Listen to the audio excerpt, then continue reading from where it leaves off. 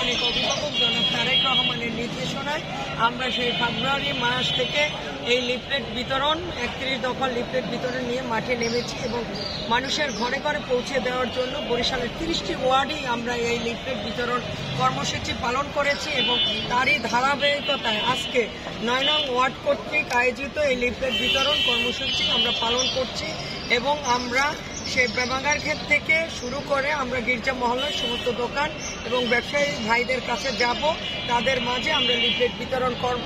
কারণ 31 দফা আগামী দিনে তারেক রহমানের যে ঘোষিত 31 দফা রাষ্ট্র কাঠামো মেরামতের সেই 31 দফার মধ্যে রয়েছে আগামী দিনে রাষ্ট্র গঠনের সকল নিয়ামক এবং এই 31 দফা আমাদের মানুষের মাঝে যদি আমরা পৌঁছে দিই এবং মানুষকে বোঝাতে সক্ষম হই তাহলে আগামী দিনে আমাদের ধানের শীষের বিজয় হবে। আর ধানের শীষের বিজয় হলে আমাদের এই 31 দফা বাস্তবায়িত হবে ইনশাল্লাহ। আগামী 17 তারিখকে ঘিরে আমাদের যে কর্মসূচি রয়েছে আগামী 15 তারিখ থেকেই আমরা শুরু করব এবং আমরা রাজপথে থাকব। এই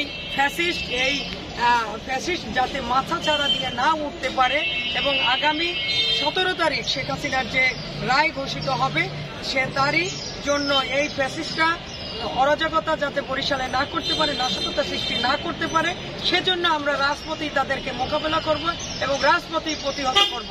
আমরা চাই শেখ হাসিনার ফাঁসি হোক, ফাঁসি ফাঁসি ফাঁসি চাই, শেখ হাসিনার ফাঁসি চাই, ফাঁসি ফাঁসি ফাঁসি চাই, শেখ হাসিনার ফাঁসি চাই।